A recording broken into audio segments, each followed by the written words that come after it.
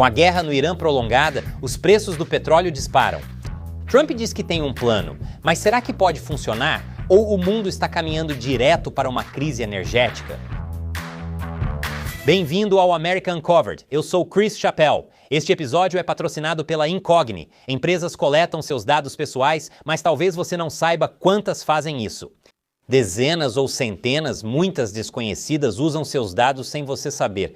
A Incogni ajuda a evitar isso. Explico mais ao final. Bem, estamos quase no final da segunda semana da guerra do Irã, então vamos ver como todos estão. Os Estados Unidos. A superioridade aérea de Israel sobre o país ainda é praticamente incontestada, com os resultados já esperados. A já reduzida marinha do Irã está sendo destruída, pois ataques dos Estados Unidos visam os navios de colocação de minas do regime. Vídeos de supostos soldados do exército e da Guarda Revolucionária Iraniana começaram a circular, alegando deserções em suas fileiras. Em meio a tudo isso, o novo líder do país, Mojtaba Khamenei, fez uma aparição especial diante da mídia estatal iraniana. Aqui, ele... isso não pode ser real. Isso é real? Sim, parece que o Irã está sendo governado por um daqueles recortes de cabeça que abre do Saddam Hussein em South Park. Estou perdendo a cabeça. Então, as coisas não estão indo muito bem para o Irã, mas agora os Estados Unidos também estão começando a sentir a pressão. Estou, é claro, falando sobre isso. Os preços da gasolina aumentaram cerca de 60 centavos por galão até agora. E a mídia trata isso como se fosse uma crise que acabará com a civilização. Para contextualizar, já enfrentamos isso antes. A gasolina já foi mais cara no governo Biden do que agora. Então, sobrevivemos. Pior ainda, a imprensa não está totalmente errada em prestar atenção. Se essa guerra se prolongar, os preços podem piorar muito. Então, vamos analisar os detalhes. O Estreito de Hormuz é uma passagem estreita entre o Irã e Omã, com cerca de 34 quilômetros de largura em seu ponto mais estreito. As rotas de navegação reais são muito mais estreitas do que isso, e por essas rotas passa cerca de 20% do suprimento mundial de petróleo. Agora, o Irã já ameaçou fechar o Estreito de Hormuz muitas vezes ao longo das décadas. Sempre foi considerado a opção nuclear, economicamente falando. Algo que prejudicaria o mundo inteiro de forma tão grave que ninguém acreditava seriamente que o Irã realmente faria isso. Mas aqui está o ponto. O Irã, na verdade, não precisa fechar o estreito. Eles só precisavam torná-lo perigoso demais para ser usado. É aí que entram os mísseis e drones. Desde o início da guerra, mais de uma dúzia de embarcações comerciais foram atacadas ou danificadas. Isso é um pesadelo para todo subscritor de seguro marítimo no mundo. Então esses subscritores analisaram esses ataques e tomaram uma decisão muito racional. Pararam de oferecer cobertura. Sem seguro, não há petroleiros. Não porque não possam se mover, mas porque nenhuma empresa enviará um navio de 100 milhões de dólares com 2 milhões de barris de petróleo para uma zona de guerra ativa, sem alguém para cobrir as perdas potenciais. E há centenas de petroleiros agora ancorados no Golfo Pérsico, muitos totalmente carregados, sem ir absolutamente a lugar nenhum. Agora, o presidente Trump apresenta uma solução ou possível paliativo. A Corporação Financeira de Desenvolvimento dos Estados Unidos, ou DFC, fornecerá seguro contra riscos políticos para todo o comércio marítimo que passar pelo Golfo e, se necessário, a Marinha dos Estados Unidos escoltará esses petroleiros pelo estreito. É um plano ousado, mas tem alguns problemas. Primeiro, as escoltas. Até hoje, nenhuma escolta naval foi realizada. Em um tweet excluído, o secretário de Energia Chris Wright afirmou de forma falsa que a Marinha escoltou com sucesso um petroleiro pelo estreito. Isso fez os preços do petróleo caírem drasticamente. Logo após, o porta-voz da Casa Branca corrigiu a informação e o mercado voltou a ficar muito confuso. Enquanto isso, a Marinha informou discretamente ao setor de navegação, algo que o governo não havia anunciado publicamente, que o estreito segue perigoso demais para missões de escolta. Faz sentido. As ameaças ainda existem, e a Marinha está ocupada realizando ataques enquanto também intercepta ataques contra seus próprios navios. Então, eles já têm trabalho suficiente. Já é perigoso o bastante sem precisar escoltar centenas de petroleiros por uma zona de guerra ativa. Mas digamos que as escoltas realmente acontecessem. Elas funcionariam mesmo assim? Durante a guerra Irã-Iraque nos anos 1980, os Estados Unidos realizaram a Operação Earnest Will, escoltando petroleiros pelo Golfo por cerca de 14 meses. Mas isso foi nos anos 1980. Naquela época, a ameaça eram barcos iranianos armados e alguns aviões ultrapassados, facilmente detectáveis no radar e de reação rápida.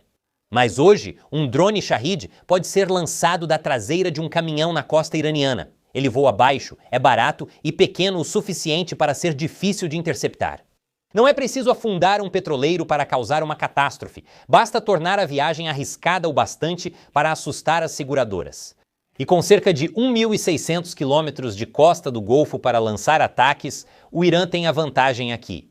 Um contratorpedeiro de escolta oferece uma bolha protetora, não um continente protetor. Ok, então escoltas realmente não são uma opção por enquanto. Mas e o plano de seguro do Trump? Lloyd's, de Londres, o Centro de Seguros Marítimos desde 1689, aparentemente está em conversas com a DFC sobre como isso poderia funcionar. O que Trump está basicamente propondo é que o governo dos Estados Unidos intervenha e se torne o segurador de última instância para o comércio marítimo global. E o plano é basicamente substituir a avaliação de risco, que atualmente diz que isso é inassegurável, pelo Tesouro dos Estados Unidos. É uma solução muito do século XIX para um problema do século XXI. Jogadores de Victória vão apreciar essa jogada. Mas basicamente transferiu o risco dos seguradores privados para os contribuintes americanos. Enquanto isso, a resposta da indústria de transporte marítimo tem sido de ceticismo educado. Uma figura sênior do mercado londrino disse que a proposta de Trump não está sendo considerada pelo mercado, que é uma maneira bem britânica de dizer, só vamos acreditar quando vermos. E aqui está o problema mais profundo que nenhum programa de seguro resolve. Mesmo que a cobertura do DFC funcione perfeitamente, os petroleiros ainda estão navegando por uma zona de guerra ativa, onde navios realmente estão sendo atingidos. Você pode segurar o casco, pode segurar a carga, mas o risco e os custos ainda serão altíssimos. Então, onde isso nos deixa? Atualmente, os mercados não sabem como reagir às notícias diárias. Sempre que Trump afirma que a guerra terminará em breve, os preços caem. Hegseth diz que o Irã precisa ser totalmente e decisivamente derrotado. Aí os preços sobem de novo. Os negociadores de petróleo basicamente estão lendo postagens da Truth Social para fazer análise técnica. É um mundo estranho. Enquanto isso, com a guerra se arrastando, vender petróleo bruto por $140 o barril ou mais está se tornando uma possibilidade real. Não ajuda que a Arábia Saudita, Kuwait e Emirados Árabes Unidos já estejam reduzindo a produção por não conseguirem exportar. Vale lembrar que campos de petróleo não funcionam como uma torneira. Uma vez desligados, retomar a operação leva tempo. Mesmo que haja um acordo de paz amanhã, os preços não voltam imediatamente. Então só existe uma solução real aqui, e é aquela que ninguém pode garantir: o fim da guerra. Porque mesmo com escoltas, mesmo com seguro do governo, mesmo com liberação de reservas estratégicas, enquanto o Irã for capaz de lançar um drone contra um petroleiro, o mercado de seguros continuará quebrado. Enquanto o mercado de seguros estiver quebrado, os navios no Golfo seguirão ancorados. O que você acha? Comente abaixo. Leio o máximo possível. E este episódio é patrocinado pela Incogni. Uma vez, recebi uma mensagem da Amazon pedindo para trocar minha senha. Era tão convincente que eu quase entrei usando o link falso deles. Eu estava a segundos de um desastre. Eu recebo esse tipo de golpe o tempo todo e aposto que você também.